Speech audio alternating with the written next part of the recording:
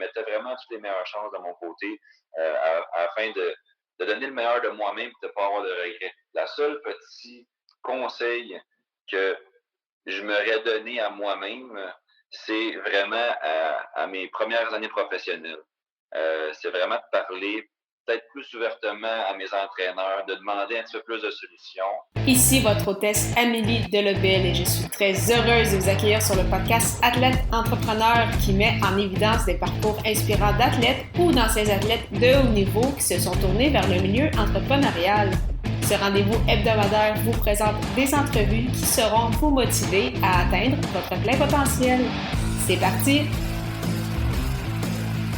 Bonjour, je suis très heureuse de vous accueillir pour cette troisième saison de mon podcast Athlète Entrepreneur lors de cet épisode 179 sur Aider la relève selon Nicolas Riopel de l'agence Propulsion. Avant de vous partager l'extrait de cette entrevue, je vous propose une super plateforme que j'utilise avec ce podcast, soit Ocha.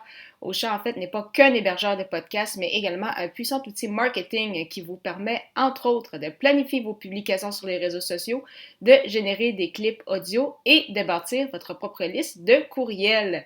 De plus, il s'agit d'une plateforme 100% francophone. Pour l'essayer à votre tour, profitez d'un essai gratuit de 2 semaines au avenuedelabel.com/Ocha, AUSHA. Pour ce 179e épisode, je suis vraiment très heureuse de vous présenter une autre de mes entrevues coup de cœur. Il s'agit en fait de la 6e émission officielle de Athlète Entrepreneur, soit avec le fondateur de l'agence sportive Propulsion, Nicolas Riopel. L'ancien gardien de but professionnel et icône marquant des Wildcats de Moncton, voulant aider les hockeyeurs de la relève à lancer son agence en octobre 2018, donc il y a déjà plusieurs années, et il représente de nombreux athlètes qui évoluent au niveau midget, anciennement midget 3A, aujourd'hui à la Ligue de développement U18, au niveau junior, dont au sein de la LHGMQ, soit de la Ligue d'hockey junior majeur du Québec, ainsi qu'au niveau professionnel, dont plusieurs qui évoluent actuellement en Europe. Vous allez voir, l'ancien espoir des Flyers de Philadelphie a vraiment à cœur sa mission. Ce n'est pas pour rien non plus que je l'ai reçu également une deuxième fois, donc 2 ans plus tard, à l'épisode 117 où là, à ce moment-là, on avait discuté de l'impact comme agent avec tout ce qui s'est passé en lien avec la pandémie. Donc, vraiment un autre bel épisode aussi à écouter. Mais pour celui d'aujourd'hui, je vous laisse à l'extrait de cette première entrevue, soit à l'épisode 006. Sur ce, bonne écoute! C'est à cette année-là qu'on avait une grosse puissance. Puis on s'est rendu jusqu'en finale. On a gagné la Coupe du Président, comme de fait. Puis fait que vraiment, ça a vraiment couronné mon cheminement junior majeur en étant MVP et en étant aussi un champion de la Coupe du Président. Ensuite de tout ça, ma carrière professionnelle s'est déroulée quand même assez bien. J'ai fait 2 saisons dans le club école des Flyers dans la Ligue américaine et dans la East Coast à Greenville. Je faisais vraiment des va-et-vient. Je me suis accumulé beaucoup de points dans les avions. L'année du lockout, je crois, je me suis mis en 2013. Ça faisait 1 an que j'étais déjà avec ma copine, qui est maintenant ma femme. Elle avait une fille de 6 ans. On voulait vivre vraiment une vie de famille. J'ai eu une très belle opportunité en Europe, dans la Ligue d'Angleterre. J'étais choyé parce que je savais qu'avec le lockout, les gardiens de but allaient descendre de la Ligue américaine, de la Ligue américaine à la East Coast. J'allais vraiment, moi-même, peut-être être rétrogradé. Puis ça faisait 3 ans que je vivais dans les autobus. Je voulais justement tenter ma chance en Europe. J'ai fait 1 an dans la Ligue d'Angleterre. J'ai connu une très bonne saison. 2e équipe d'étoiles dans la Ligue. J'ai ensuite signé un contrat au Danemark où ce que ma fille est née. Puis ensuite de ça, j'ai joué 1 an en France, qui était une très, très belle expérience que je voulais vivre aussi. En étant québécois, des fois, tu rejoins plus les Français avec la langue simplifiée. La fille de ma femme était âgée de 8 ans. Fait que c'était le temps aussi au niveau de l'école qui arrive un petit peu plus de facilité. Puis après ça, c'est un meeting avec un souper avec ma femme qui m'a remis un peu, qui m'a mélangé les idées. Je voyais beaucoup de mes anciens coéquipiers faire le saut dans la Ligue nationale, que ce soit Louis Domingue, que ce soit Jake Allen, Kevin Poulin, tous les gardiens de but que je compétitionnais contre au niveau junior et que j'arrivais justement à compétitionner, puis que j'étais dans l'élite comme eux autres dans leurs années. Puis c'est ma femme qui s'est dit, garde Nick, pourquoi tu ne retournes pas en Amérique du Nord? Si tu ne le fais pas, tu ne le sauras jamais. Alors, j'étais âgé seulement de 25-26 ans. Fait que je me disais, OK, ça va être peut-être difficile financièrement parce que retourner au niveau de la East Coast, c'est tout le temps un petit peu plus difficile. Puis des fois, loin des yeux, loin du cœur. Fait que quand tu es parti pour 3 ans, des fois, le management au niveau de la Ligue nationale, la Ligue américaine change. Fait que ton nom est très, très, très, très écarté rapidement. Fait que je suis revenu, j'ai signé un contrat avec Norfolk où l'entraîneur Éric Veilleux faisait son saut dans la Ligue East Coast. J'ai vraiment eu une chance avec lui. J'ai eu un très, très bon début de saison, ce qui m'a apporté en milieu de saison un contrat à un volet avec les Crunch de Syracuse, le club école des Wildcats de Moncton. Et de fait même, j'ai retrouvé mon entraîneur des gardiens de but, Franz Jean, qui était mon entraîneur avec les Wildcats de Moncton pendant toute ma carrière dans la LHJMQ. Franz était mon meilleur ami, mon mentor depuis que j'étais tout jeune. C'était mon François Allaire comme coach gardien de but, donc puis il l'est encore aujourd'hui. Puis après ça, écoute, j'ai fait 3 camps, j'ai été 3 ans sous contrat avec le Lightning, avec leur club école de Crunch. J'ai fait les camps d'entraînement. Puis l'année passée, au camp d'entraînement, j'ai eu un excellent début de camp d'entraînement. Mes tests physiques étaient phénoménales. Puis j'ai eu la chance justement de jouer mon premier match en Ligue nationale, un match hors concours.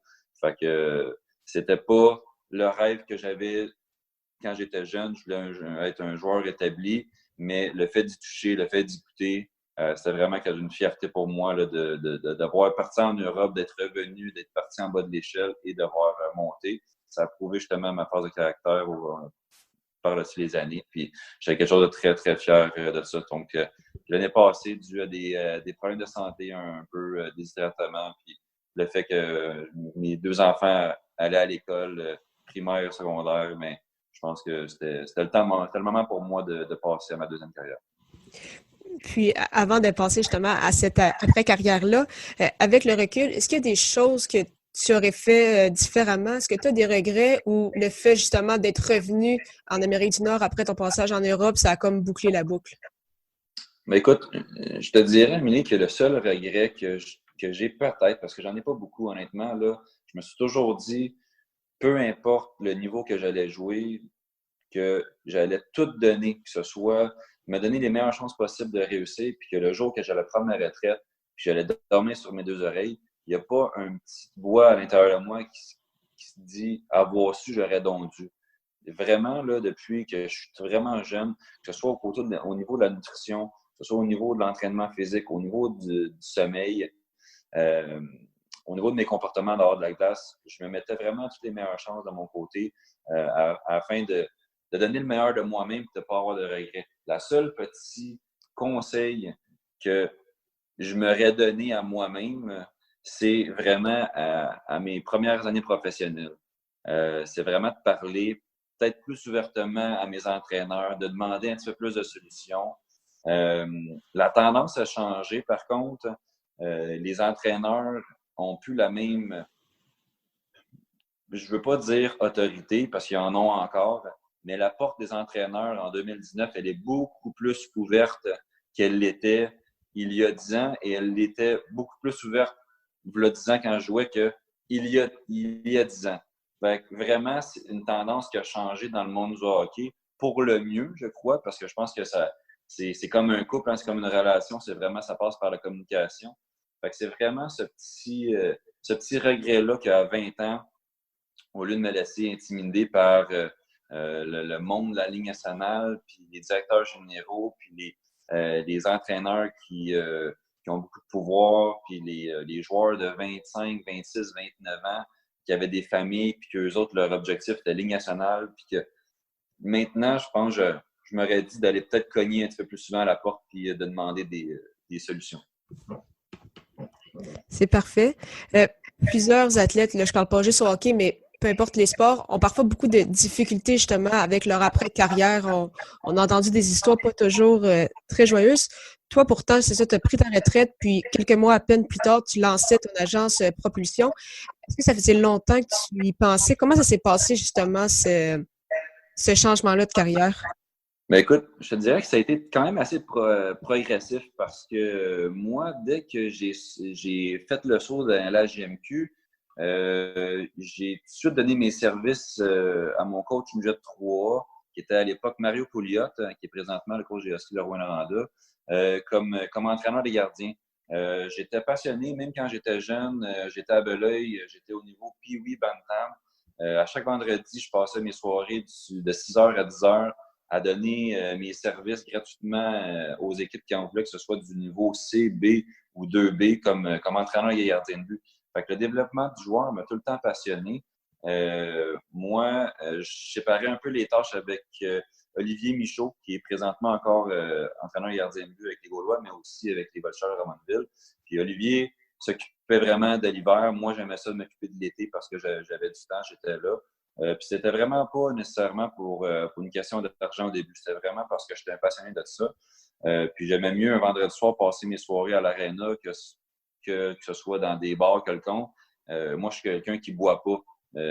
Oui, c'était pour des raisons professionnelles aussi, mais des questions de goût, j'aime pas l'alcool. Fait que ça fait encore une raison de plus pourquoi j'aimais mieux me tenir dans les arénas. Puis ensuite de ça, après ma carrière junior, j'avais beaucoup de demandes pour faire des écoles de gardien de but ou d'entraîner en privé des gardiens de but.